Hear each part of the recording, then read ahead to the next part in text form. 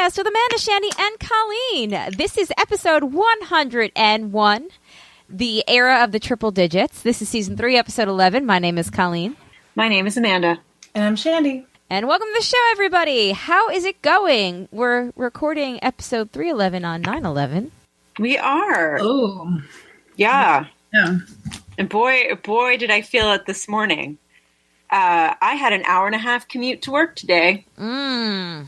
Oh, wow. What happened? So my subway line, which does not run through anywhere downtown, or I love your headwear, by the way. Good addition. Thank you. It was Colleen. sitting here from last week. I know. Colleen just put on the roses. Beautiful roses that she was wearing on our live show for anyone who was participating in that last week. And it's brightened the whole show. I'm already in a better mood. My eyes to tell my really terrible story. My eyes lighted up. I was like, oh my God, the headband is here. Yeah. So my really terrible commute this morning. So it started off just like any other day. Got to the subway, got on the platform, train showed up. I got on it.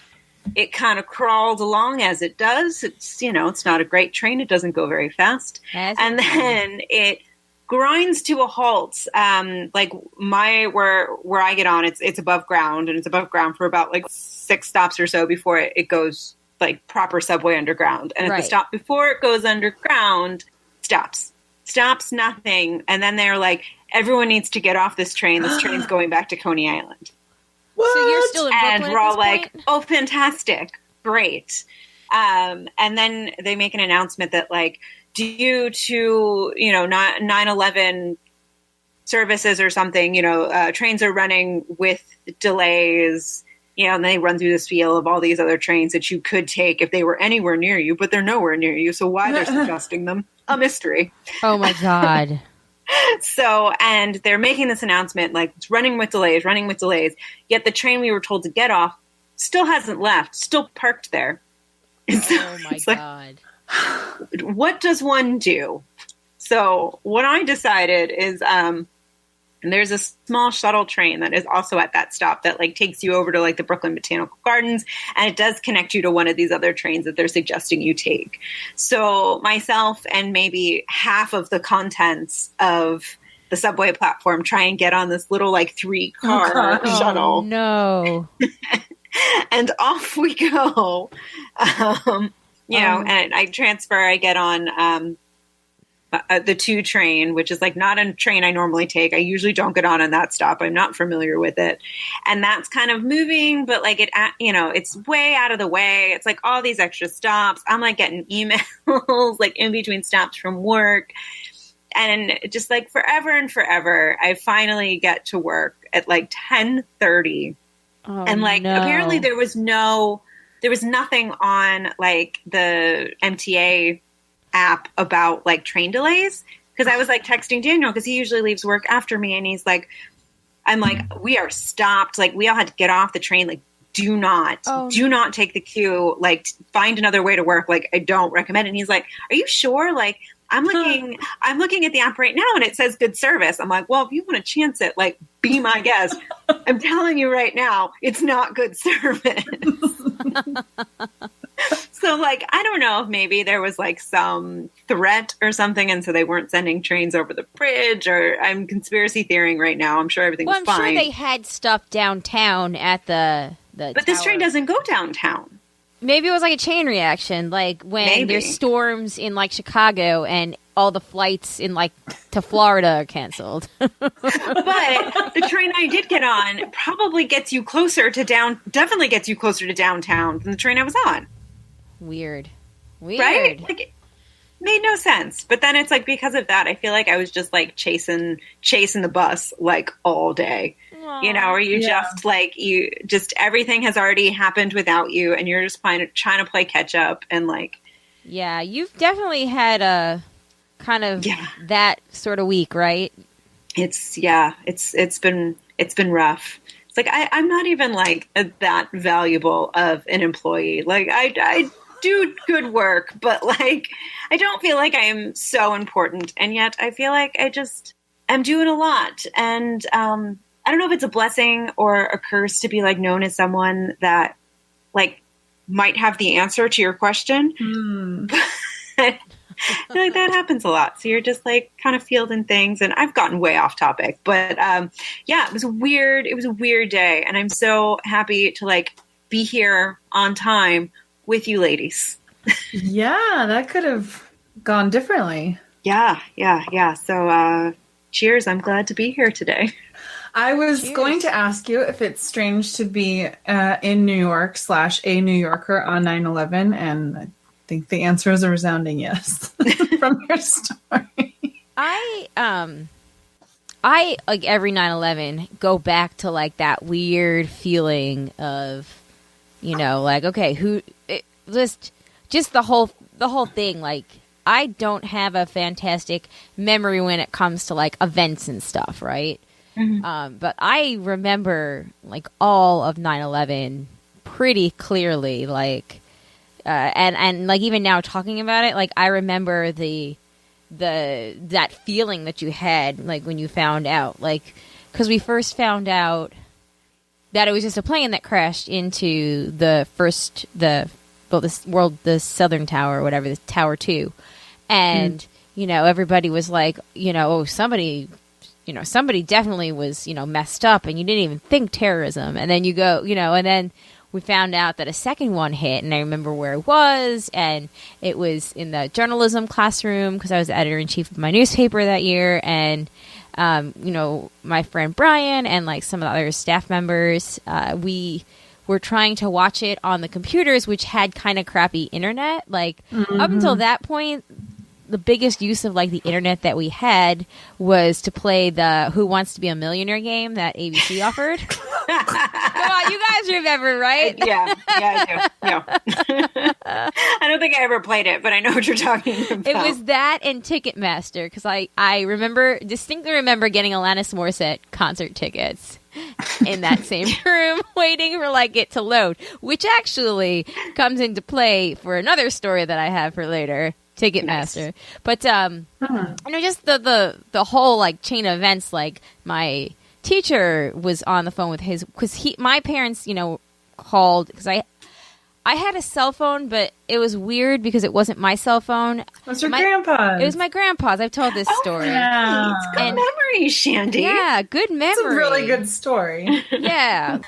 But anyway, yeah, it was just crazy, like, to be on the phone, and my parents were like, the tower is falling, the first one, and my teacher did not believe me. He was like, there's no way that building fell. And then he called his wife, and his wife had the news on, and she was like, no, the building fell.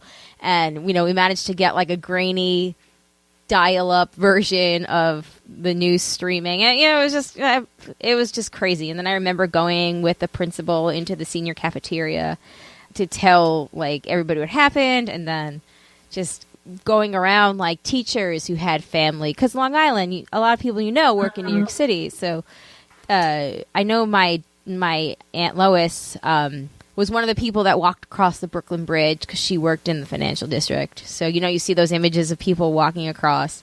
Just hearing like friends who had aunts and uncles or parents that, not knowing what was going on. It was just a really weird day, and my parents picked us all up from school kind of early, and then we went home and watched lots of Fox News, and, as you do for Long Island. And, but it was, the weirdest thing about 9/11 was that feeling afterwards where every single person had like came together and like had this unity where everybody had like a flag on their car or something like that. And I remember the Congress all singing like the Congress singing "God Bless America," and that's probably the last time that everybody was all on the same side for something. And that would never happen today. Lasted like 5 days, didn't it? Yeah, that would never happen. I don't know. Anyway, I'm sorry. I talked for way too long about this because this was Amanda. How does it feel to be a New Yorker on 9/11? Well, no, and I think you sort of encapsulated it really, really perfectly. Actually, I think like any great tragedy, anniversaries are hard.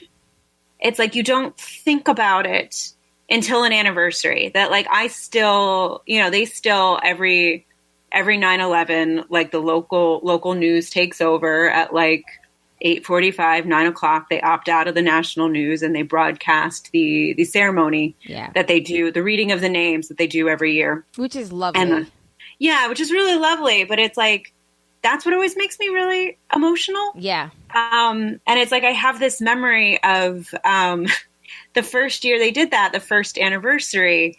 I remember, Colleen, we were in your dorm room watching it. I was in your bed. I took a nap in your bed. I woke up and they were still calling the names. Oh, I know. It's crazy. Yeah, but it's it's something that I don't think about. And normally in, 17 years in, it's kind of like you get a little tired of like, oh, on 9/11, this is where I was. I know. And I just did that for 5 minutes. But until the actual day, until the anniversary, and then you're kind of inspired to talk about it. And like hearing your story, it's like it brings back, all of my stories of like I was cutting an assembly on tolerance. And like this weird kid that like, I don't know, I guess he had an open or like, I don't know what he was doing. Like, I don't know how he knew, but he had like, he was standing in line at the cafeteria and like said to my friends and I, it's like, a plane just hit the Twin Towers, and it just sounded so weird. And he was so weird. You're just like, yeah, he's nuts. And then it's like my day was a very similar thing, that our school was supposedly for the time very wired and very like internet connected. Yeah. And you couldn't get on the internet. Like news was happening so fast and the internet was not what it is now. It like the internet could not keep up with the amount of traffic and the amount, like how quickly the story was changing, that like it just shut the whole thing down. And I remember by the end of the day, we were listening to the BBC because that was the only clear anything we could get in, just because it's like everything on the internet, like the American news sites were just like frozen. Yeah. Yeah. Yeah. And I was in Montana, which is of course 2 hours behind. So that like sort of changes it. And we, in the morning, like, that's why I can't even remember really like what time things actually happened, because I remember in first period I was in Spanish class and we like my teacher like knew what was going on, but like I don't think everything had happened yet. I don't know. 2 hours and then second in Montana. Yeah, Mountain Standard Time is 2 hours. So it was early. Sorry. So it was like, so when we got to first period, then things had already happened, but people still didn't, again, because like you weren't connected in the same way. So like. So maybe my Spanish teacher had like been watching the news in the morning. Yeah. And so in first period, we kind of knew because of that. Then we went to second period. And I remember my second period class was my government class. And of course, my teacher was like on fire, because that's when we kind of like realized like what exactly was happening. And so then I think like for the rest of the day, we kind of just like watched TV at school. Like it was a very strange day. But in Montana, it's like, I'm sure there were people at my school who had family members in New York, but it's not the common thing. Like we're very far removed. Right. So there was like the horrificness of it and the images that we were seeing and the human tragedy part of it. But then that sort of like, you talked about the flags, and I remember the flags and having a completely different reaction to it and being like, wow, this like hyped up crazy like patriotism is maybe not the right answer, and like feeling very uncomfortable with that. And then all of a sudden there was talk about going to war, and like that was my first march. Like I marched against the war. I didn't like the war talk. I'll give you that. But yeah. I remember also I was supposed to go to LA, and I did go to LA like a week later, and that was kind of freaking, because it was like the plane was supposed to go to LAX, and now I'm flying to LAX, and like right. That's weird. But yeah, and then getting to LA, and again, especially in LA, seeing like all these cars with like the double flag, and you're just like, that's a lot of patriotism. But double dose. And I was actually maybe there was a heightened feeling of that because I had a German exchange student staying with me at that time. So that's like really interesting for her too, that she was in the United States as an exchange student, like during 9/11, and yeah, that was that was crazy. But we weren't connected in the same way that we are now. So it was certainly not. Now, anytime, something big happens, people immediately know because of like phones and Right, you get alert to your phone and whatnot. But yeah, I mean, to hear you talk about cell phones, like I didn't have a cell phone yet. No, like it was not common. It was like a year before it was super common. I feel like. Yeah, like I think I had a cell phone at that point, but it stayed in my backpack all day. It was literally just to like, you know, call home for a ride or like I don't know. Right, I still don't know what a texted back then. Weird day. I think I will say like being like so sort of like cut off in a way from everything in a place like Montana is definitely something that I feel like I think about 9/11 a lot differently now, having, I don't know, just become an adult and also like met people from outside of, you know, my little like meeting people who actually like, you know, lived in the area when it happened. I don't know. It changes things. And I think also just being an adult in general makes you, I don't know. Like it definitely does, but there's definitely something for that emotional, emotional like capturing of how nice it felt to know that everyone around you was also going through this, you know, huge traumatic experience where even if definitely. Yeah. I meant it much differently. I meant that like when I was a kid, when I was like 17 or whatever, when it happened, I think because I was separated from it, I think I was more like concentrated on sort of like the, oh my God, now like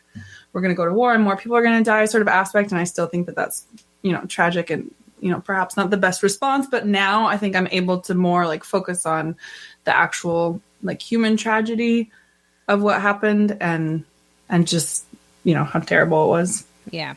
All right. Let's move on. I find that interesting. Just the people, sorry, and we can move on after this. Just like the whole half of the country that woke up to it, that like, they weren't there in the immediate. Like I'm always just fascinated by that experience because it's the polar opposite of you know, like what you and I experienced. Jay was in San Diego and they woke up to it, and he says that there was a lot of, you know, they were on high alert there because there were rumors that because there's a lot of military. There's a military base there. There's a big base there. Right. So there was a lot of fear that would be a possible site of attack. Yeah, totally. Yeah.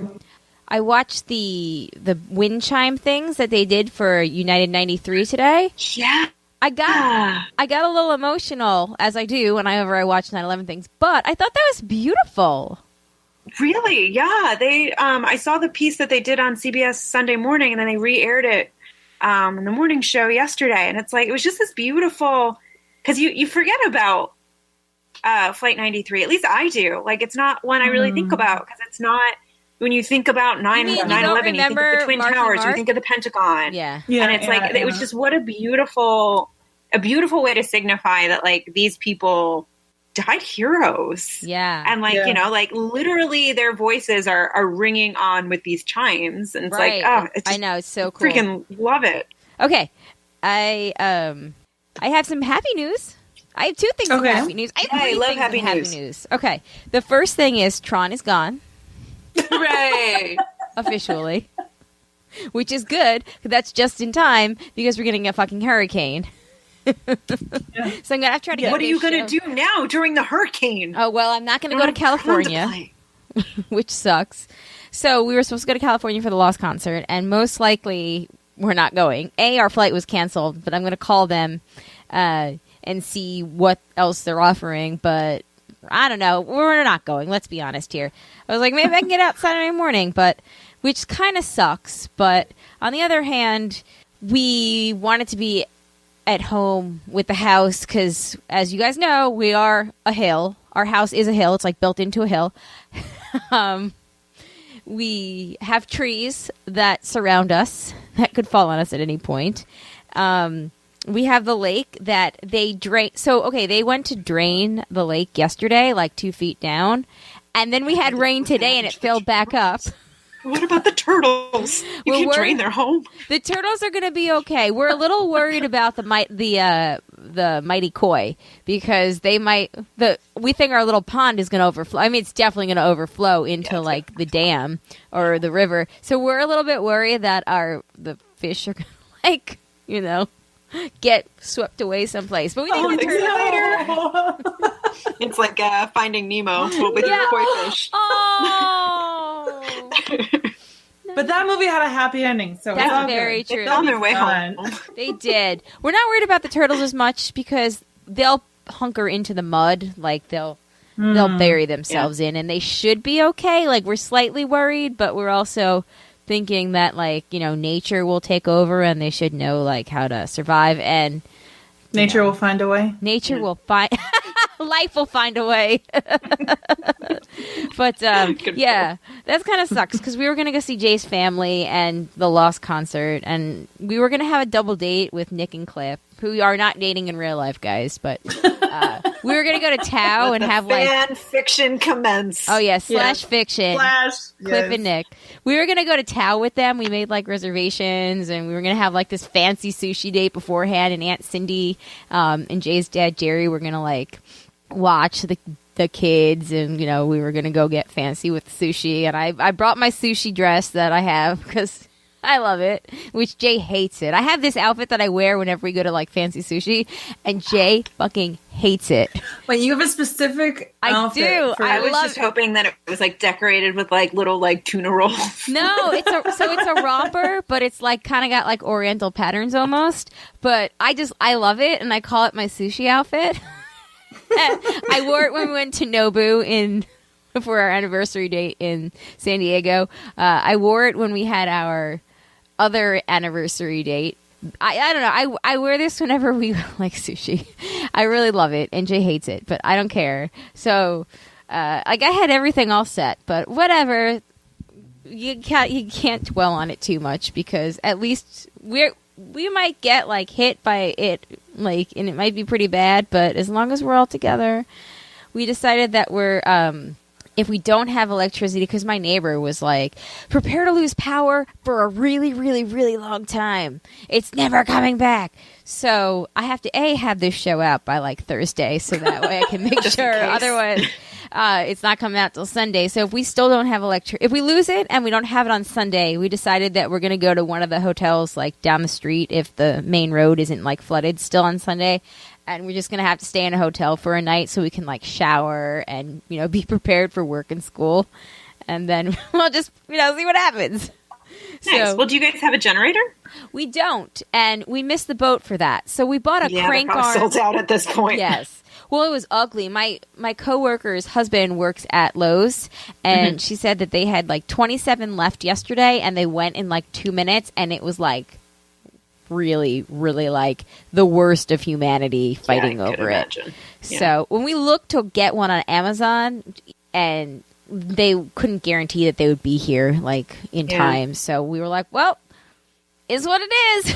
Right. Also, maybe first hurricane, you'll be fine. Yeah. Also, we bought the crank arm radio thing, so we should have that. Should get us to be able to recharge like our phones and stuff, and give us contact with the outside world. So we'll have that. So our realtor, Tim, the awesome realtor, called the other day and was like to Jay, was like, okay, let's go over everything that you're going to need on your property, you know, based on what I remember about it, to get you through this hurricane. Nice. Yeah. Really sweet. And honestly, we would have moved up, I think, our flight.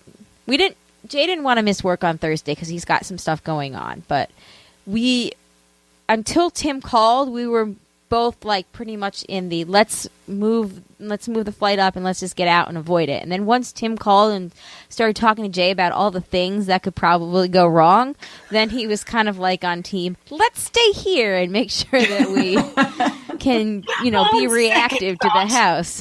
So anyway, but no, Tim's awesome. Like, we've got sandbags that we've already lined up. We've got bungee cords and ropes and stuff we're going to bring most of the furniture in outside, but like the grill, we're going to like tie it down to the deck. We're going to take the swings in off the swing set, you know, just different stuff like that. I don't know. We'll see. But anyway, that wasn't good news. So we got Paul McCartney tickets, and it took 46 minutes. So everyone in my office was trying to get tickets, right? Literally everyone was there. I had my laptop, my work desktop, and my cell phone, right? My boss had her cell phone and her desktop. My coworker's cell phone. Everyone had cell phone, desktop. I had the third. I was the only one with the third one. Like, we were serious. Like, we also... it was done exactly like Comic-Con, right? To get these tickets, you had to get into the waiting room ahead of time, and then you were randomly assigned a place to get the tickets. And then they kept releasing tickets like with every like wave of people I think that got in. But it was just like Comic-Con, and anybody out there listening that knows what I'm talking about will automatically clutch their like pearls and be like, "Oh my God, I know how stressful you felt," because you had no control over it, right? Yeah, it was insane, but it took 46 minutes from the time that they went on sale to when the last person in my office got tickets. Jay got awesome tickets for us. I ended up getting... So my boss, who wanted to get awesome tickets, ended up with the shittiest tickets of all of us. Because it kept, like, essentially... It got to a point where you couldn't select your seats. It would say, these tickets are taken. Would you like the next best available? You just had to keep hitting yes, yes, yes, yes, yes, yes, yes. And I was hitting yes, yes, yes, yes, yes, yes, yes on both my phone and my laptop. My desktop still hadn't gotten in. And it was the same seats they were offering me. So if they're offering me the same seats on both of my devices, then they're offering everybody else the same seats. So at some point, it was just the luck of the draw. You took what you were given, right? Right. My coworker Stephanie ended up, and she made out the best out of everyone. She is in the club level, the first row. Wow. Yeah. And she wasn't going for those. That was just when she kept hitting like, yes, yes, yes. Like, that was what she ended up with. My boss ended up in the nosebleeds, and she was like, she paid more than $500 for them. She was like, these are the most expensive nosebleeds I've ever gotten. Wow. Yeah. It was That's wild. a show you'll be able to move up. Yeah, but so we all got into the waiting room like an hour, half hour before, and I distinctly remember there was 18 minutes left, and I'm trying to put on this like program, and I was trying to like make myself useful in the time up until they went on sale, and we had 18 minutes left, and I was like, hey, blah, blah, blah, blah, blah, what do you think that we should do, blah, blah, blah. And she was like, Colleen, we can't have talking until after this is over. And I was like, but we're still 20 minutes out. It was really funny. It's called multitasking. Everybody was so nervous. Afterwards, my coworker was like, I'm still shaking. And like, she shows us her hands and she's like shaking. And I was like, I know, I'm sweating right now. I'm pretty sure I was like, I think my watch says I've burned about 600 calories over the last like half an hour. Wait, so everyone in your office got tickets of varying levels of So there's good. 5 of us in the office. 4 of us got tickets that wanted them. 1 person didn't. So then we made a pact that she'll come in and because it's on Monday. So she's like, I'll come in on Tuesday. And then when you all come in, I'll leave. Nice. Yeah. But I feel bad though she didn't get tickets. No, she didn't want them. Oh, she didn't want them. No, okay. one of the reasons never mind then. Sorry, I thought it was like everyone was trying to get them, and she was like, no, one of the reasons I kept going, and my other coworker kept going. Because we were doing it for her, and then finally she was just like, I don't want to go, and we were like, it's Paul McCartney. She's like, I'm good. So she doesn't want them, and then she also, in addition, gets a half day. That's cool. Exactly. Win-win for everybody. Win-win for everybody. My other exciting news now I guess my third exciting news is Alex cut his first tooth today. Aww. Yay. And this is the first time saying this like anywhere. So Aww. Alex, I'm worried for your boobs now, though. it's okay. It's just through the gum. Okay. And great for him. Maybe not so great for you. I don't know. He's got a lot more. It's just the tip of it cut through. So just the tip.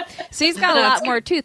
He hasn't been like screaming or crying or sick or anything. So I was very surprised to see it today. So we went to get his flu shot, and he was laughing at Zach in the waiting room, and I was like, what's that black thing on your gum? And then upon closer inspection, the gum was a little bit swollen, and the tip of the tooth was sticking through, and it wasn't a black thing, it was a little white thing.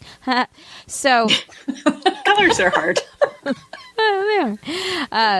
But anyway, we did the shots today, and the shots were an adventure. Zach when I called yesterday to make the appointment, they didn't have any of the shots. They just had shots for the babies, so it was like 3 and under. And then when I went in today, they asked me, who's getting it, and I said Alex, and she said that this morning they had gotten shots in for the older kids. Did I want to add Zach to it?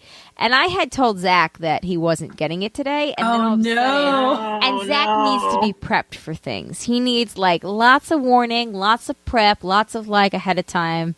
And he had 5 minutes. And I was like, it's going to be okay.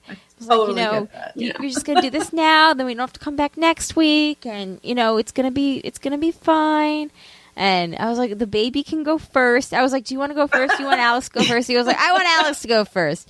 So, Alex goes first. The nurse sticks that big old flu shot needle in him. He looks surprised. He's like, and then he's like, meh.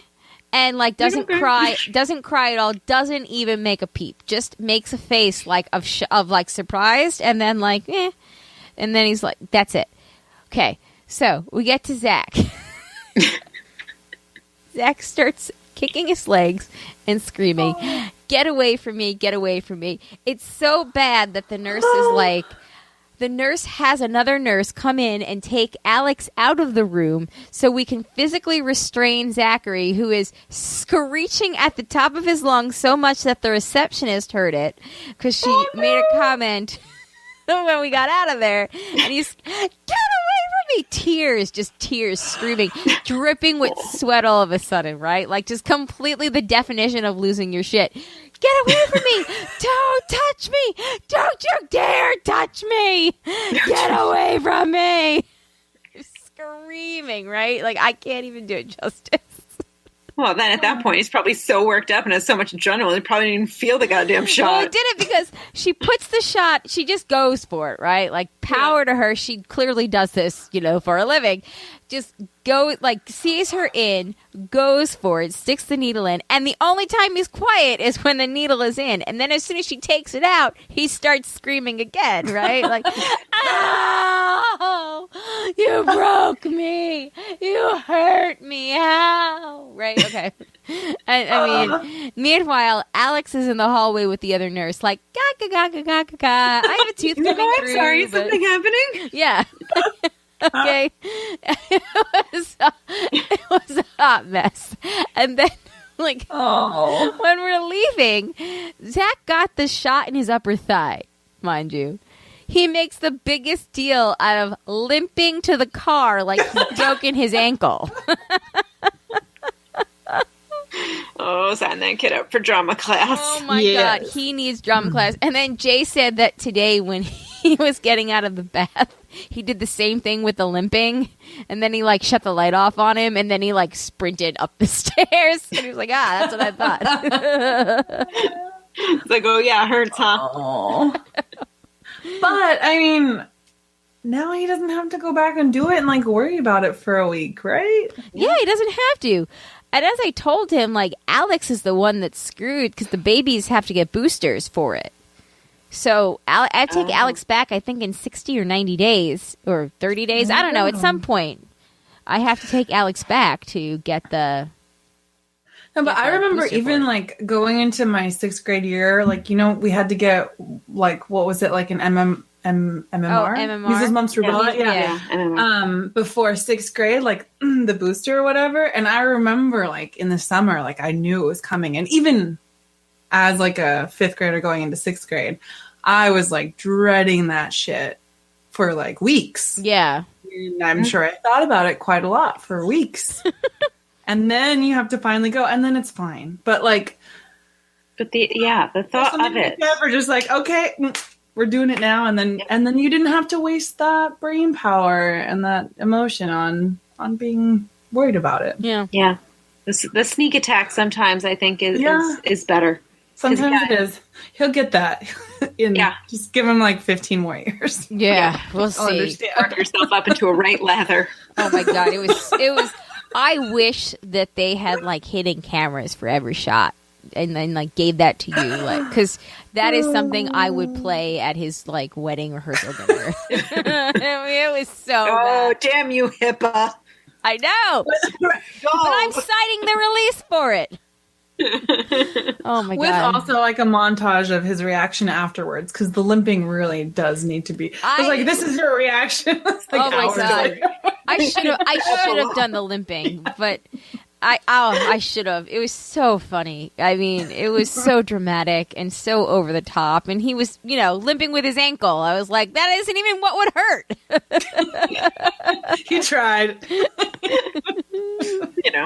He's working on his act. Got the right area. Yeah. Anyway, yeah, good times. Good times. Does anybody else have anything, or do we want to move on? Shandy, you've been kind of quiet. Have I? I'm trying to think. I mean, I have this feeling today of like, oh, we're recording. Yay, I'm happy. But didn't we just record? I think it was because like the Thursday to Tuesday turnaround feels. That's what it is there wasn't a whole lot. Everything of mine happened today. Or Friday, which was the plan or anything in the Tron. Yeah. Nothing else happened in my life. It was very boring. Yeah, I did literally nothing. I was concerned I was going to have nothing to talk about. Yeah. I have that things women should stop feeling guilty about article, or we could just go to feedback.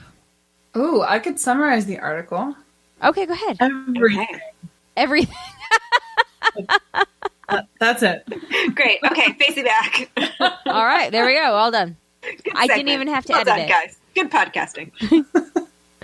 I'm kind of curious to know, but... All right, well, we can go through it quick-ish. Okay. I'll set a timer. Siri, set a timer for 6 minutes. Setting the timer. Cool. I feel like 6 minutes is an appropriate time to speak about this. Yeah. Okay. Essentially, this is exactly what it sounds like. A list of things that women should never feel guilty about. This is for us and all the women out there, and even some of the men. Sure, why not? Just do it. Don't make people feel guilty about this. But this is our new era of 100 plus things that we're not going to feel. It's like our resolution, or what's the? I don't know. Whatever. Let's just do this. Okay. Sure. Resolution works in that instance. Yes. Self-care. It should almost be a given that you shouldn't feel guilty about taking time for self-care, but there are contrarians out there who may call you selfish or narcissistic for embracing wellness. I've learned, however, that when you take care of yourself, you won't be in the mindset to feel guilty about what other people have to say about you. Plus, taking care of yourself means you'll have enough energy to take care of those around you. I like Very that. true. Self-care. Yeah. How you talk. Young women... Yes. Sorry, that was very enthusiastic. This might be Shandy's favorite article that we read on here. It might. What was that other one that we read? The 5 feel-good rules? Oh, that sounds familiar. Yeah. Those were fun. Anyway, okay, how you talk. Young women, especially those in media, often get targeted with accusations of vocal fry and upspeak. Imagine how much more we'd get done if we accepted how people sound and listened to the actual content of what they're saying. And also realize that men also have vocal fry and do upspeak.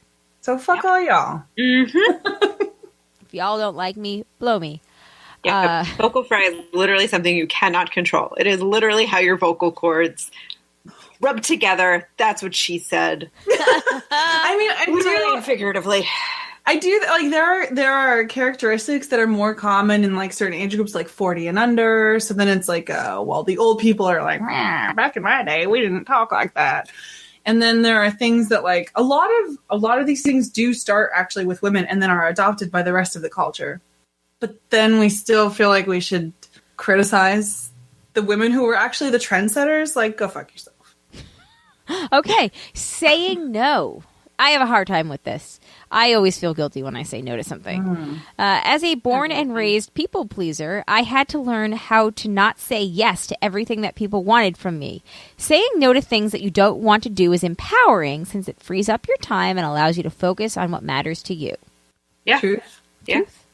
Number 4, expressing your feelings. Oh, I have never had a problem with that.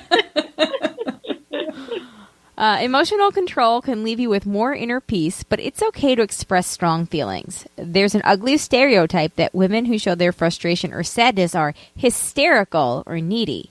After a bad week, nothing feels more cathartic than a healthy scream or cry. Mm-hmm. Yeah. Number 5, the entertainment that you enjoy.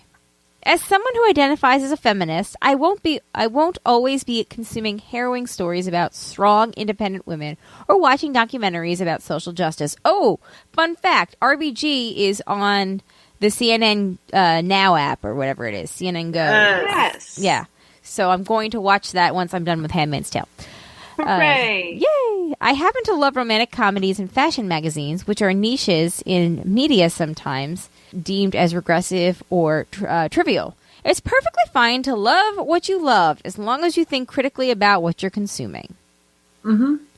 I like that. I also should shout out to the author, Stacey Nunion, and this was on Pop Sugar. Give credit where credit's due. Not keeping the house clean at all times. I am a compulsive stress cleaner. But after reading Marilyn Robinson's Housekeeping, I believe that society puts unfair pressure on women to be clean and orderly at all times.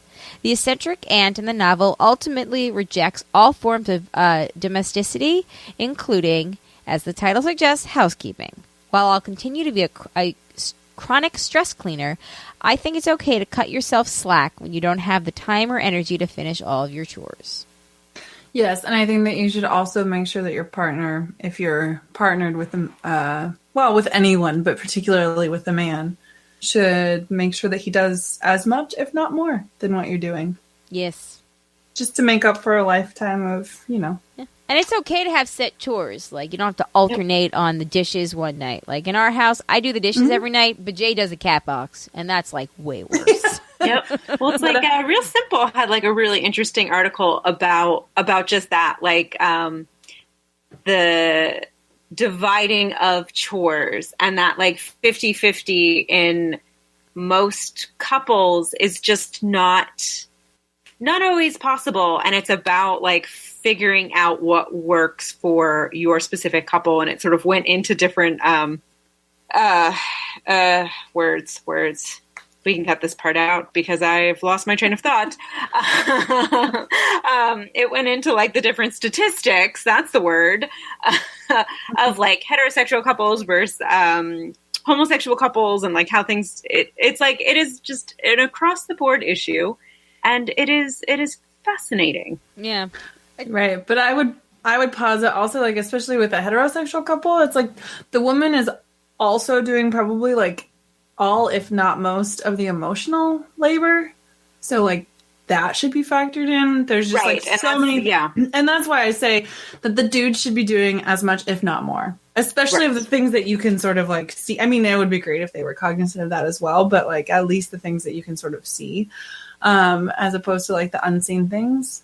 But, yeah. And I believe there have been I don't know if it's lots, but I've definitely seen articles about how you have a higher chance of staying with your partner and having potentially like more sex in the long term. When if both people feel like as a dude, you pull your fucking weight Yeah. and actually do your fair share of chores. So hey, guys. Yeah. Right. You should need sex as a motivator because any decent human being would want to help their partner. But right. And like that article said the exact same thing, that like that's like the third reason why couples divorce. Yeah. Is because they felt as though like the chores weren't being evenly distributed. And like I think the article sort of landed on like it doesn't have to be 50-50. It just has to be in a place where both partners feel as though it is equal. So like whatever equal means for them, like it probably isn't 50-50 exactly, but it's whatever makes you happier and feels. Yeah. Definitely. I mean, equal. it's sort of like Colleen was saying that Jay does the cat box. Like that takes like 15 minutes. So it's not like a time intensive chore, but to you that sucks. Yes. So it's like worth more if somebody else does that. And also, thing, like I do the laundry, but Jay does all the vacuuming. Right. Uh-huh. I can't remember the last time I vacuumed. Doing the one that It's your true. partner can't stand. Then it's like, Exactly. okay, you hate that one, I'll do it, and everyone is happier. Like I don't hate that as much, so I'll just do it. Yeah. What did we say we were going to do this in 6 minutes? Yeah. The timer went off like a minute ago. Okay, we'll keep going. All right. Speed through the next ones. We'll be quiet. All right, your body. As a tall woman, I've spent a lot of my life shrinking my body to make myself fit conventional standards of femininity, which has resulted in nearly... God, I read that really fast. And now I hit a word that I can't pronounce, so shit. okay. You can just be like me, just be quiet for a second and like dead air while you sound it out. And a nearly incorrigible slouch. No matter what your body type, you should be allowed to feel comfortable enough to assert your presence. Mm-hmm.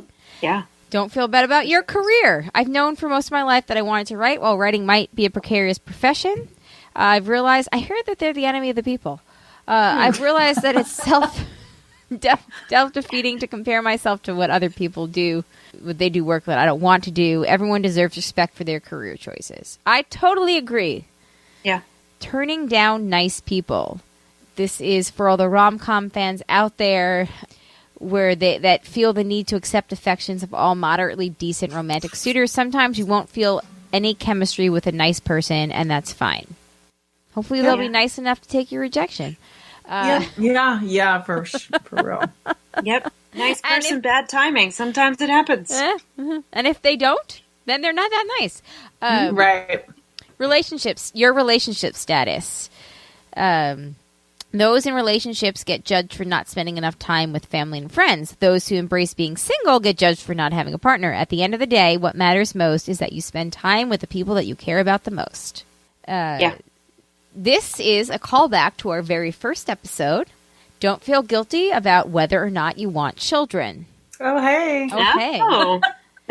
Children can be a sensitive subject for women. Expressing a desire to have children can make you seem uninterested in a career, while not wanting to have children can draw accusations of weakness or selfishness. I will say I had that again like a week or two ago where I met like my neighbor had a friend over and I met them because we were outside of the building together at the same time, whatever. Yeah. And she was there with her kids and my neighbor has a kid and we're just like making small talk. I don't know this person. But we're talking about how I live next door and like, oh, like, do you have any kids? No, I have 2 cats. Oh, like some sort of comment of like, oh, well, when you have kids, blah, blah, blah. It's like, why? Sorry, that's a bit presumptuous. Yeah. Next up, your views on marriage. You're damned if you say I do, and you're damned if you say I don't. Mm-hmm. Some people get shamed for marrying too young or too old, while others get shamed for not wanting to marry at all. Coming from a traditional family, I've been getting a lot of questions about when, not if, I'll get married as I inch towards my mid-20s. What? I know. I know. Most of the time, I shamelessly answer curious relatives with a shrug. Oh, my God. Oh, girl, give that a decade. I know. Report back and tell me how it feels. Oh, God, guys. Well, my coworker is 36, and she has the same things. She's like, I don't, she does the online dating and everything, and she's kind of, has the same complaints. She went on a date with somebody the other day to a coffee place, and in the parking lot, after she spent part of the date telling him other dating apps and websites that he should join, she thought that she was pretty clear about it. They went to the parking lot, and she went to, say a friendly goodbye, and he grabbed her, and he kissed her, and he bit her.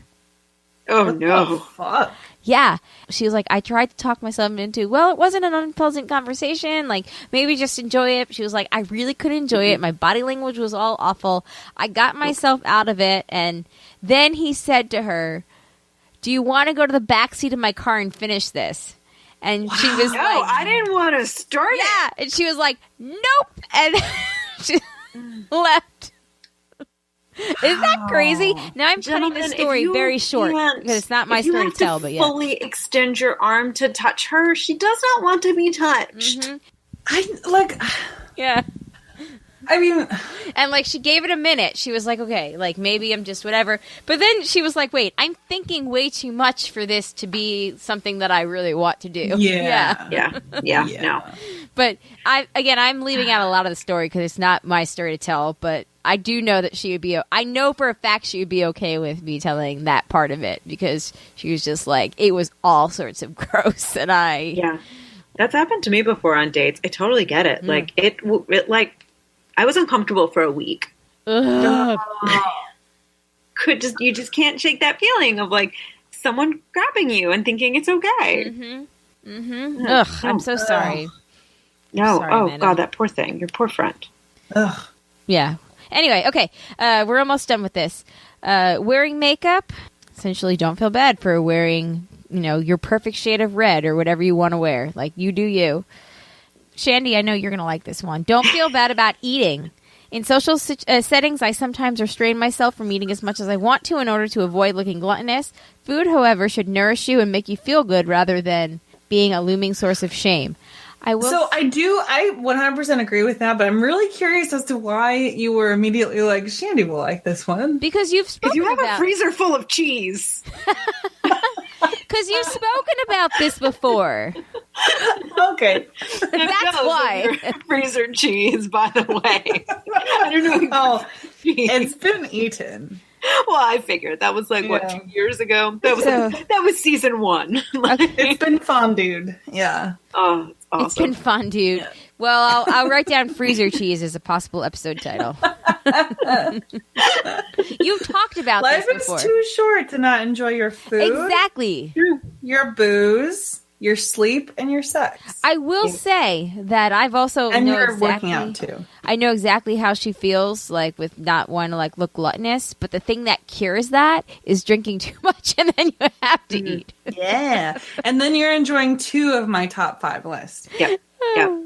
Well, and it's a matter of deciding if the calories are worth it. Yeah. Here you go, Matt. This one's for you. Only put things in your mouth that you enjoy. Well, and I kind of feel like if you want to eat it and your body wants it and you want it, then it's worth it. Yep. I always do the 20-minute rule. If I really want to eat something, wait 20 minutes. If I still want to eat it, I eat it. Yeah. It's not just a passing moment. It's it's a legit desire. Yeah. Yeah. And there is something to be said about also thinking about 20 minutes. If you're eating ravenously, then your body doesn't have time to tell you that it's full. And so you might eat too much. And so maybe that's something to consider, but 4 left. Okay. Knowing your worth. Asking for a raise. Ask for that raise, guys. That's what this one's telling you to do. The next one, don't feel bad about being frugal. In our Instagram filtered lives, it's tempting to opt for name brands when it comes to clothes, beauty goods, and home supplies. People shouldn't feel cheap or unsophisticated if they make ends meet by buying off-brand products from drugstores, thrift shops, or outlets. To this day, most of my closet consists of hand-me-downs, Target finds, and Goodwill. Okay. Fuck yeah. Mm-hmm. Brands are basically stupid. Yeah. I will, once in a while, for a fancy occasion, buy a brand name dress because they do sometimes fit the big butts like me better. But right. Well, it's all about how it's cut and the quality of it. And it doesn't necessarily have to be a brand name to be of quality. 90% of my current clothing comes from Target and other things. I freely admit that I shop at the dollar store to get a lot of things too. So yeah, I'm frugal and I don't care who knows it. Those sweet, sweet Costco jeans. Oh, I love the fucking Costco jeans. I know you do. I love that they look so good. And that's what it should come down to. It doesn't matter if you spend $50 or $5. If you feel like you look freaking hot in that pair of jeans or whatever, then it doesn't matter how much you spent on it or what the freaking I'm not going to go as far as saying I look hot, but I look mom hot. Well, I'm going to say it. I look mom hot. I think you look hot in your Costco jeans. I did experience life through the Plato's Closet, which was awesome. And there's something to be said about recycling clothing and whatnot, because where else, contraire. To sum this up, don't feel bad about making mistakes. Essentially, move forward. Own your wrongs. Move forward by striving to do better. Don't feel bad about not having it all. Instead of leaning in, I find myself wanting to lie down. Most of the time, it gets harder and harder these days to envision myself with a perfect career, healthy retirement account, and Martha Stewart-approved home in the immediate future. I've learned that that's okay to embrace the uncertainties of life and to ask for help when I need it. Instead of wanting to have it all, I'm happy with what I have. Yes. I'm working on that one. All that noise. You got this, Amanda. Take that one to your therapist. I'll screen cap it for you. They say you're supposed to have double your salary by the time you're 35 in your retirement account. Fuck that noise. That stresses me out. I don't have that. I don't want to die poor, guys. I don't know what I have. I don't. check it more often now. I mean, I know that I automatically contribute. I don't know. Yeah, I do too. Whatevs. But Yeah. all right, I have more than my salary, but I definitely don't have double it. I don't even know if I have more. I think I do, but okay. It's only because it really makes me nervous, so I check it. Last two. Not immediately answering text and calls. That one is a given. I'm not even going to read it. And then the final one is don't feel bad, women. Don't feel bad about standing up for yourself. There have been many times when I've texted my friends if I sounded too mean or reactionary to someone when I simply expressed an opinion. Being able to own your feelings makes you your own person, not shrill or sharp tongue. But I also think that there is something to clarifying more if you feel like your opinion came off wrong. Because I do that, and I don't feel bad about doing that. I just do that because I respect the person that I might have been. If I don't respect them, then I don't. Anyway. Right. It's just clearing the air. It's like, you stated your opinion, but you can still feel bad if you hurt someone's feelings. Or not even hurt their feelings, just because you know how sometimes I go, do you know what I mean? Do you know what I mean? Because sometimes I don't think that I know what I mean, so I just want to make sure that the other person knows what I mean. What do you think I'm saying? Yeah. Please help me in my own head right now. That's interesting. Okay. Yeah. Okay. Yeah. That's what I said. All right. Let's move on to the facey back. We're at an hour 5, so cutting out about 5 minutes or about an hour. All right. Let's get into. Okay. Picked a bad time to check the feedback. I missed it all. Yeah. All right. It is time for some feedback. We're going to do some farting in your facey back and all that jazz.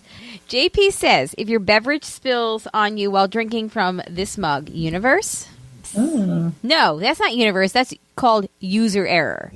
It's called clumsy. Yeah. I do it all the time. It's fine. Mandy says, I'm completely nerding out with Shandy's excitement over the Survivor trivia. My guess also would have been 540. Good job. Nice. She also said that Mr. Mandy and I are both left-handed and both of their daughters are right-handed. Her daughter continues to be the weird child by playing softy like a lefty. So that goes back to our discussion about, Amanda, your parents are righties, right? But you're both lefties? No. Both my parents are left-handed. I'm left-handed. My brother's right-handed. Mm-hmm. Yeah. There you go. My grandparents, my late paternal grandparents, one was right-handed, one was left-handed. They had 8 kids. 4 were right-handed, 4 were left-handed. That's crazy. Yes. One of the grandparents wore glasses, the other one did not. 4 of their kids wore glasses. Holy crap. Yes. That is amazing. Let's keep going. How many other things? Yeah. Were 4 of them... Were there 4 boys and 4 girls? Let me think about this. 4 of them had their earlobes attached and 4 of them didn't. 4 of them are redheads and 4 of them are brunettes. None of them are redheads. Ooh. I know, but they carry the gene. Yes, yeah. Clearly. Well, obviously, yes. Yes, they used to. That's funny because I don't know if this happened in your family, Amanda, but in my family, I remember growing up, they used to always argue who it came from. And hey, this is hashtag Team Science. It has to come from both. Yep. That's, yes. So, yeah. Janice has an update about her kitty cat. She said she's sorry that she made you sad, Shandy, with her call. Her girl is still going strong. She recently started having trouble digesting her hard food, which made me start thinking more about how old she is getting. She's eaten the same food for her whole life, and I hardly ever feed her people food. I'm sure that your 2 kitties will live long lives, and I love the pictures that you share. Yes. They are very cute girls. Yes, they are. I agree. Moving on to feedback from the 100th episode. Jamie Joe says, very fun. Thank you, ladies. And then Kayla says, woo, just got home and got my mug. So my mug was supposed to be here. It updated the day after we recorded to be here on the 8th. And guess what? It's the motherfucking 11th. Don't know if you guys have gotten that or not. Heard that yet. And it's still not here. Oh my God, I hope it comes before the hurricane. I know! Anyway, Janet, when I edit, I realize that we have a Janice, a Jana, and a Janet. And they all sound like Jana in when I say it, and I'm really sorry because I don't mean Teeth are that. hard. It's okay. Like whenever, like when I'm reading them like as the names. They just apparently in my accent sound like the same. So Janet says, "I know you're a busy woman, but I'm curious what you're currently reading or desire to read. I just picked up these 3 books this past weekend for light reading. One of them is The List. The next one is House of Trump, House of Putin. Third one is The Road to Unfreedom? The Road to Unfreedom. Yes. Thank you. Russia, Europe, America. Russia, Europe, America. So, just some light reading. Casual. Yeah, I Like might a have juicy committed beach some read, light. really. I might have committed some light treason. I mentioned this probably a few weeks ago, and I'm still reading it because I got distracted in between. But I'm reading Alice Walker's Possessing the Secret of Joy. Yes. And it's wonderful, and I highly recommend it. And you should also read The Color Purple and The Temple of My Familiar if you haven't, because they're all sort of related. They're not like sequels, but there are characters that you find that are characters, more or less main characters or secondary characters that will then be a main character in the other one. So they're connected in that sort of way. And she's awesome. Yeah, that's great. I've read The Color Purple. When you said that, I didn't realize that like the other books interplay. So it's I need to add them to my ever-growing list of female literature. Yes. Which I'm super Yes. pumped about. But yeah, no, I love this. I actually, last night, I just finished I'll Be Gone in the Dark, and I loved yeah. it. And so I'm currently in between books. Oh. But I am planning to take the Dear Madam President, our lovely gift, with me when I go to Stockholm at the end of the month. Because it's such a short book. I don't want to start it beforehand. Yeah. So I don't know. I feel like maybe I'll finish the Alexander Hamilton book in that time. But it's the Year of the Woman. I know, it's the Year of the Woman, but I don't like to leave things unfinished. but so maybe this is a good time to just finish that, and then it's all ladies for the foreseeable future. Yeah, this is grandfathered in because she did start it 2 years ago. So That's Pretty much. I think we're around in month 18 on this. and book. he's big, guys. an ally plus, so it's okay. No, Yeah. that's true. I would say though, if you need a different recommendation, if that's not what you end up doing, a book of poetry. That's what I got distracted with the Alice Walker. But that's so fast. It's Ooh. in a day you can be done. That's true. So I am in the middle of my first ever graphic novels, which Jay has been very, a big fan and recommending this to me. It's called Saga. It's written by Brian K. Vaughan from Lost and illustrated by Fiona Staples. It's awesome. It's really, really good. It's very feminist. It's very I don't know the right word. I don't want to say woke, but you guys would really like it. It's very much on our speed.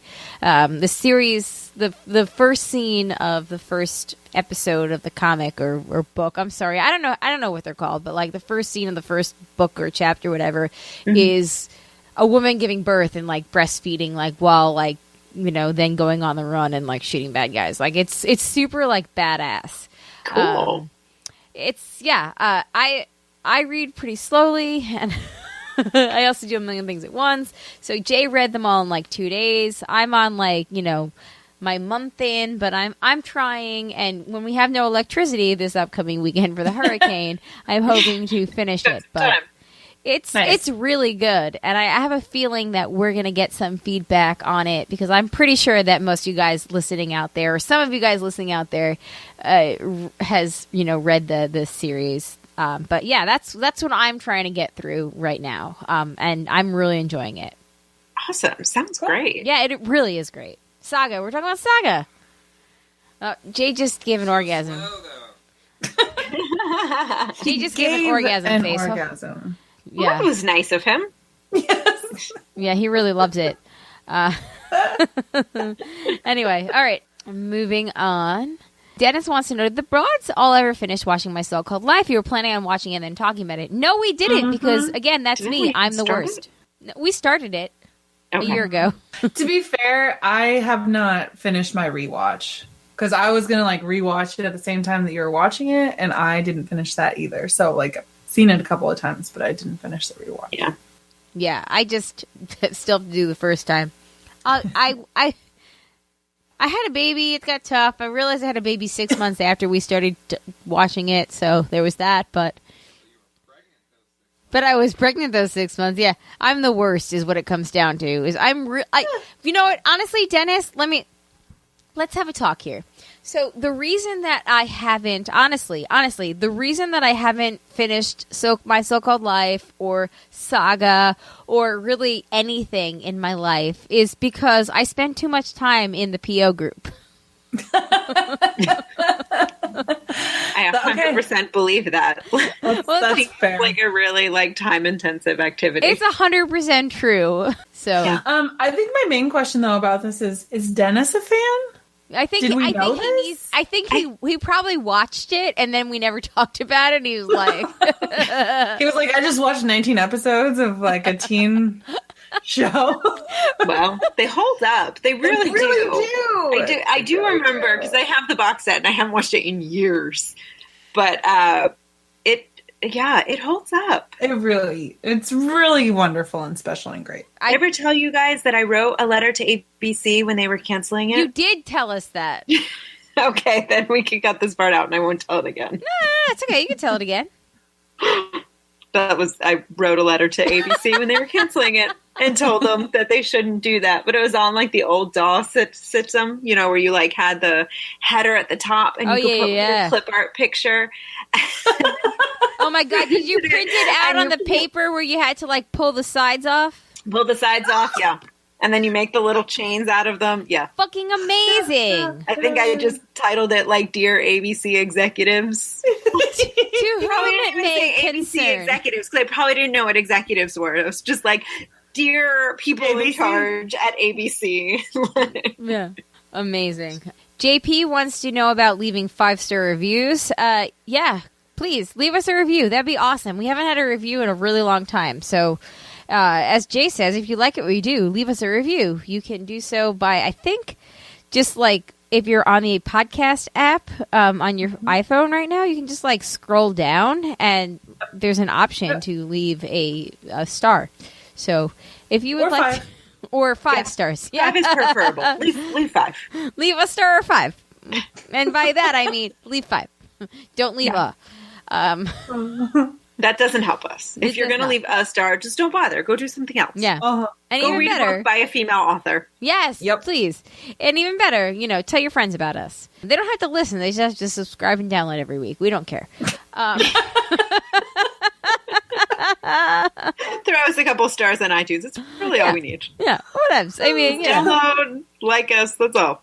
To book out. Speaking of other things that we've talked about, the month of Broads Giving. So, Broads give us a 5-star review.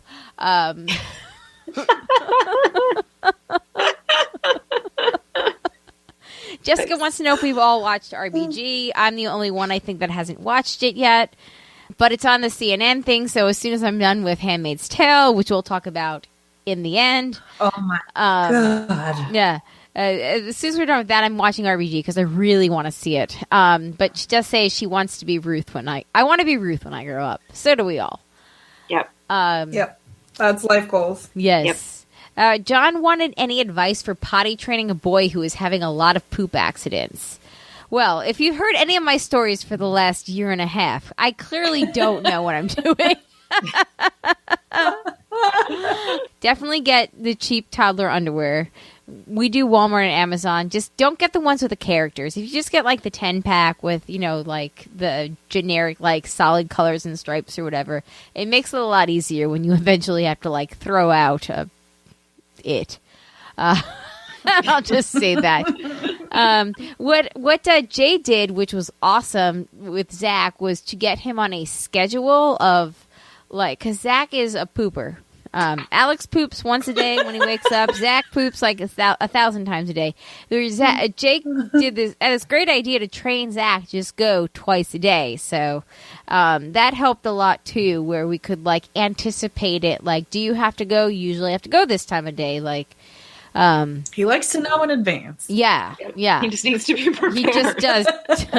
he really needs to be prepared. The other thing is with Zach, even now, we do something called the no pants party, and we have him walk around without anything on, and then he knows when he has to go to the bathroom, and he runs in and does it. So, and that has helped a lot. It took a little while, but like that has helped a lot. And then finally, we finish up with some Matt's What She Said. My champagne boy was supposed to come in here and pop.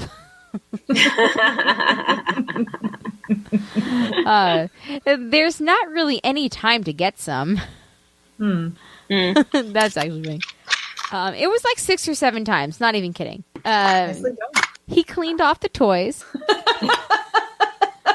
Within a half hour, he got us both down in a stable place and then went out and cleaned it up. What were we talking about? Next one is, I'm okay with trimming it. I did it all week, took a break for the weekend because I was out of town, but now I'm back at it. The next one is, we'll do Andy first this time. You're lucky that I gave you 5 minutes notice. Hey, you want to jump on?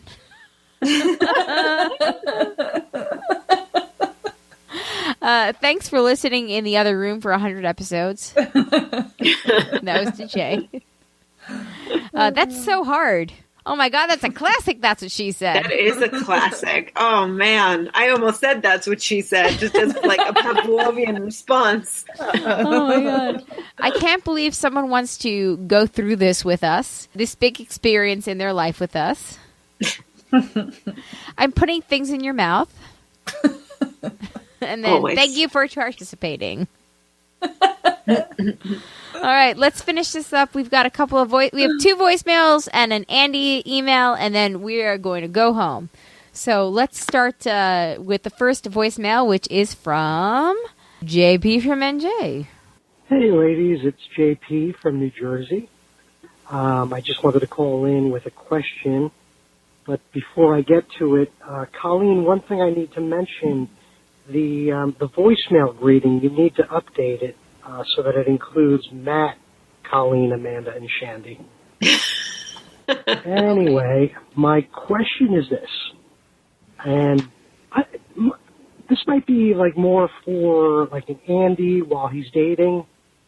I'm going through a lot of first dates right now too, and my question is, when I go on a first date, I typically will, I like to do like the dinner and drinks, maybe dinner and an appetizer, something like that. And I'm usually the one that says, hey, let's meet up. So first date, when the check comes, I always grab from my wallet and I always anticipate paying for the full bill. And maybe half of the time the date will also say, do you want to split it? And I've never said yes to that.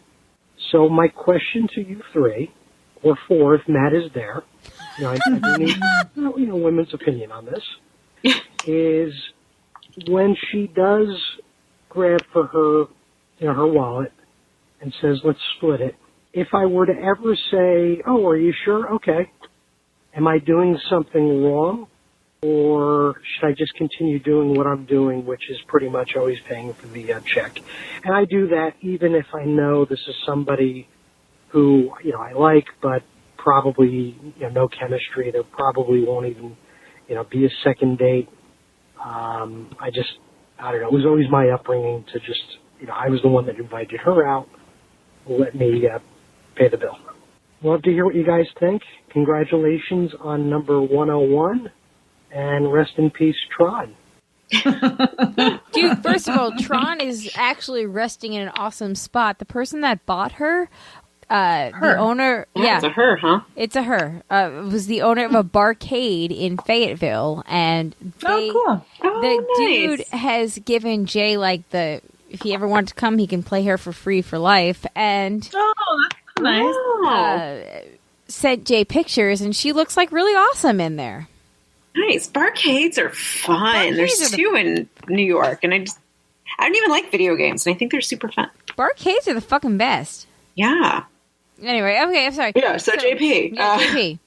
I don't have an issue with if she offers, if she's a girl that offers and then is offended when you take her up on it, that's probably just not a person that, you want to go on a date with. I think if a woman offers, I don't think there's anything wrong with taking her up on it and splitting it. I think the instinct to, regardless of gender, whoever invites, pays, as sort of the rule is good. But you said, if somebody offers then to split, why not? Right. I think it's also fine if you're still no, it's my treat. Basically, you can't go wrong. Nice. Right. I agree. Let me rephrase that. I would agree that whoever is the person that did the asking out should plan on paying. But if the other person offers to split, I don't think there's anything wrong with that either. No, it just means they're trying to be nice. Yeah. Yeah. Everyone's just trying to be. It's just a nice fest. You're just throwing nice at each other. Yeah. So it's all good. And you could still say there's that, weird thing of oh no. And then you sort of insist. But if the other person really insists that they really do kind of want to split it, then maybe there's a reason that they feel more comfortable. Just kind of whatever. Yep. My uncle tells a story about a date that he went on once where they went a couple of dates. So the first date, the first couple of days went fine. And then after a couple of days, she started ordering an extra meal. And she was like, oh, I'm going to take it home for my son, because she had a son. And essentially, the woman just wanted to, take home extra food and have my uncle pay for it because he was really nice. And don't do that, JP. Just, because you know why? Things that you should stop feeling guilty about is standing up for yourself. Exactly. Yeah. But that's it. You haven't been asked to do any of that. And that's my point here. Not to shit talk any of the women that my uncle dated briefly, but you're just being a nice person and you're not being taken. It doesn't seem from your phone call that you're being taken advantage of. So yeah. Right, because it is very flattering to have someone offer to treat you. It doesn't matter if it's a date or a friend. Even if I'm out for drinks with a friend and they're no, let me pay for this. It is a sign of endearment, whether it's romantic or not. Exactly. All right, we have another email from Maggie. I'm sorry, another voicemail from Maggie. Yay! We love Maggie voicemails. So let's say hi. I know, I'm really funny, right? Hey, Amanda, Shandy, and Colleen. Happy 101st episode! Yay! Oh, sorry, let me interrupt this real quick and say happy Rosh Hashanah and Yom Kippur to JP, because I meant to say that during your phone call and forgot. And then Maggie said happy, and I was like, oh yeah, happy. So, yay, happy Jewish holidays! Okay, sorry. Maggie, let me start you again. Okay, cool. Hashtag the worst and the best. No, that's very sweet. Hey, Amanda, Shandy, and Colleen. Happy 101st episode! Yay! I'm so sorry I missed last week's 100th episode. I meant to send in feedback, but it was my student's first week of school, and it was really, really busy. I think I was in bed by 9 o'clock on Thursday before you guys even started recording. Yeah. That's how busy it was. So, but I'm listening to the episode now and so excited and just yay for 100 episodes and everyone is they want 100 more. I want hundreds more. I'm putting an S on that. I want to be doing 500 in a few years, okay? So I want hundreds more. That's what I'm going to say. I'm going to challenge you ladies to that. We'll do our best. Shandy, yay for your meditation and yoga. It's really hard to get it daily. I've got daily going, but I'm doing a daily yoga thing, which is really awesome. I'm really liking it. It's only 10 minutes, but I'm having trouble finding videos that are only 10 minutes a day. I have a movie that people should go see. I don't know if anybody has seen it, but Crazy Rich Asians. Fucking loved it. It is really good. It is a little bit sappy, romantic a little bit, but it's just kind of about a culture and a world that I haven't been exposed to very much, and it was really a good movie, I thought. It's actually a book series. I'm thinking about trying to read that, and that's it. So, happy 101st episode again, and I hope everybody stays dry and safe during the hurricane. Hopefully, Colleen, you can make it to LA. And part of me wants it to come up here a little bit because then I get a day off work and could slow my life down, and part of me doesn't. So, we'll see, but everybody stay safe in the crazy hurricane. So, I will talk to you ladies later. Okay, bye-bye! Bye-bye. Oh. Hey, Amanda, Shandy, and Colleen. Hold on. Okay, there you go. So nice. Let's listen to it twice. I didn't stop it enough time. So I repeated. Crazy Rich Asians was awesome. I loved it. I totally recommend it to anybody that wants to see it. Cool. Nice. Yeah. Going to bed early. Going to bed. I'm there for you. So, yeah. That was like kind of a Pavlovian response. You like yawned a little. I was like, hey. Your spot, but like. It's like a little bit past 8 o'clock here, so I'm rolling up on that 9 o'clock. Yeah, I get you. Cool. Which I realize is not late to normal people whatsoever. No. So I say that jokingly. But I feel like you also get up very early. Get up at 6:15. It's pretty early. It's pretty early. It all balances out. I have children. I want to kill them when they wake up. Them 8 hours, you're good. Anyway, yeah, Crazy Rich Asians, I totally recommend it as well. It's really fun. I do want to read the books too, but I got a whole lot of other things I got to get through. So yes, they're prioritized. Yeah, see 15 minutes ago, but yeah. Thanks, Maggie. It's always a very, very happy day when we get to hear from you. I love your voicemails. Yay! And then we will finish us out with This Week in Andy's Virginity and call it a night. All right. So Andy writes in, "Hey, broads. Sorry for not getting this in sooner," which is something I won't say when I lose my virginity. Yeah, that's what she said. Well played. But here's an update. Another slow week. I've been texting with Alice, and we're planning on meeting up Saturday morning for coffee. So hopefully I'll have a good night you on for next time. Also, is there a term for a platonic date like this? Yes, it's called coffee date. But I can't think of one. I would say that's called hanging out with a friend. Yeah. Yep. And while I'm a fan of How I Met Your Mother, the show I was watching when I sent the message was The Good Place, which I've heard is good. I haven't watched. Yeah, no, I've heard it's very good. And same. They had a big presence at Comic-Con this year. Cool. Not much else to say. I'm feeling good about switching up my strategy. It makes sense to go for a friendship because a good romantic relationship is ultimately a friendship at its core. Aww. While I'm still hoping for While I'm still hoping for a romance with Alice, maybe that's not in the cards, and instead this will lead me to something I never expected. We'll have to wait and see. I still want to know Alice better and won't be crying. FZ. If it stays platonic. Thank you for not saying the unmentionable. Hashtag I'm with hers, Andy. What is the unmentionable? I feel real dumb. Zone. I am real dumb. No, I just didn't know how to properly convey like the F. No, everybody did a great job. Z slash the FZ.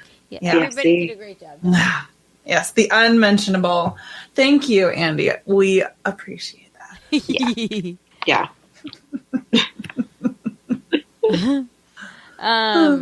Yeah, no, I think the term for that date is just a coffee date. Like, we all do it. You're just hanging out. Yep. Yeah. Cool. Yeah, cool. Thanks for the update, Andy. Good. We can't wait. Let us know what happens next week. Dun, dun, dun. Thank you, Andy, though, again. All right. We're oddly subdued. We made it to 100 and now we're I know, we made it to 101. And we're all lean back, smoking our cigars. Yeah. So, Amanda, we've both been watching The Great British Bake Off. Yes. What season are you on? So, we started with season 4, and we're still in the middle of it. We only started it the other night. It's awesome. So you're still with the original cast. No, we're in season 4. Is that the original No, cast? season 5 is when this newest season on Netflix is what they're calling season 5. Okay, which is not actually start season with 5. an old lady named Flo? Oh my God, Flo! Okay, so you did. Flo is awesome, Flo right? Is the only reason why I kept watching, because I was very upset to lose Mary Berry. I was very upset to lose Mel and Sue. I don't know who these new people are. The new hosts, not fans, but Flo kept me watching. Well, she was a contestant for me. Are you talking? She was a contestant. Okay. Yeah, Flo is a contestant. Wait, there's new people, so it's not. Yeah, yeah. So the season you're watching, and I was with sort of telling with the Russian girl named Julia. Yes. So what you're watching, and I was sort of telling Shandy about this when you took the pee break. Paul Hollywood. Paul Hollywood has always been on the show, but Prue is a new addition as judge. She replaced Mary Berry. Okay. So when the show moved from the BBC to Channel 4 and Netflix, so like this new season, Netflix is like a co-producer on it. Yeah. I knew that. So Mary Berry and the original 2 hosts, who were named Mel and Sue, they all had contracts with the BBC. And so when the show moved over, they chose not to part ways, like not to break their contract with the BBC. So they stayed there. Paul Hollywood is like, see y'all later. I'm going to stay with the show. And they cast all new like hosts and the second judge. Oh. But otherwise the format is the same. So if you've been watching for a while, it was like, and I didn't realize because PBS is currently, aired over the summer, the last season with Mary Berry and the old hosts, and they called it season 5. So it was like, I was expecting to see that. And so when I put on the first episode, I'm like, who the hell are these guys? Like, who are these people? Oh, okay. So I started with like, if somebody replaced Jeff Probst, and I'm like, exactly. Cool. That's about at the level that we're at here. Yeah. Oh wow. Okay. Interesting. Yeah. Very interesting. So go back and watch the first season once you're done with this one, and I'd love to hear your thoughts. Having watched this season first. We love this show in general. Like, everybody's so nice to each other. Like, it's fun. We want to eat all of the food when we're done watching it. We love this. We love it so far. And apparently we are not even in, like, the best of the best. So I don't think so. Oh, my God. Cool. Okay, can't wait. But, yeah, so... How many episodes have you watched yet this season? I think we're through 6. Okay, so then I won't go into my spiel. Watch it, and then we'll discuss after you've seen it, because I don't want to. Yeah, I don't want to taint it. Yeah, because we've been trying to. I've been trying to watch Handmaid's Tale too at the same time since we discovered this. So, so let's announce this now. Next week, the plan is, as long as I have electricity and Wi-Fi, which I might be in a hotel, so this might be a very different experience, but and it might sound differently because I won't have all this. If for some reason we lose power, and according to my neighbor, we're going to lose power for like all of the days. Forever. It might be a little bit weird, the schedule next week, but hopefully, we'll at very least like have some sort of wireless wherever I am, and it might be a hotel, and who knows. But the plan is to do our Handmaid's Tale season 2 episode next week. We know not everybody watches Handmaid's Tale, but go watch it and then re-listen, because Mayday, bitches. So please send us your feedback for season 2 of Handmaid's Tale, because we have a lot of things that we would love to discuss about it, and we definitely need feedback on it. As you know, Broadcasters 3 at listeners.com. Broadcasters3 at gmail.com, or 331-276-2373. I think at this point I'm midway through. Amanda's almost all the way through. Shandy, I don't know how far you are. I think you're also around the same point as I am. I finished episode 7 last night. Oh my fucking God. Okay. And I'm about to go watch episode 8. I just finished 6. I think I'm at 7. Oh! Okay. 7 was like... Wait, was it 7? No, 6 was like... No! I'm not going to say anything. I'm just going to say I was going to go to bed last night after episode 6. That was my plan. You guys know how I am about my bedtime. 9 o'clock, I finished baby. episode 6 and was like, fuck, I have to watch one more. Yeah. See, I thought that, okay. Right. Because I think I know the moment you're talking about. And the numbers are all confused, jumbled in my head. Yeah. But there's a clear move from like Oh, man. one form of storytelling into another sort of direction that they take the story. And I thought that was very cool. And I'm so excited to talk about it. Okay, we're gonna all watch this by next week. By God, we are. It's going to happen. So please send us your feedback for that. If you don't watch Handmaid's Tale, then just save it for when you do. And if not, still give us a 5-star review on iTunes. Thank you to the patrons, as always. If you want to become a patron, you can go to patreon.com/JandJack and click on, that and do all the fun things. A special thank you to some patrons that contribute at a special level, and that would be Tack from Tokyo, Eckhart Rigner, Ed the Creepy Mailman, and Maggie the Magnificent, and Joanne with a Plan. Thank you guys so very much. We really do appreciate it. If you want to shop through the Amazon affiliates link, you can go to jandjack.com/Amazon or make that your homepage for Amazon, so that's all you ever shop through. If you would like to order a special broadcast mug or anything else, you can go to jandjack.com/store, or if you go to teespring.com and type in Jack, I'm sure it'll show up as well. Please check that out. Have I gotten everything? I think I did. Yeah, I think so. All right, cool. Thank you guys so much for tuning in, as always, as we welcome the 3-digit era, in which we don't feel sorry about everything, a.k.a. the no fucks given era. I like it. Yeah, me too. Oh, cool. Yep, 3 digits, 3 broads. I like it. Ooh, 3 digits, 3 broads. Love it, too. Thanks, guys, again. And I guess on that note, guys, my name is Colleen. My name is Amanda. And I'm Shandy. Peace out. Bye. Bye. Bye.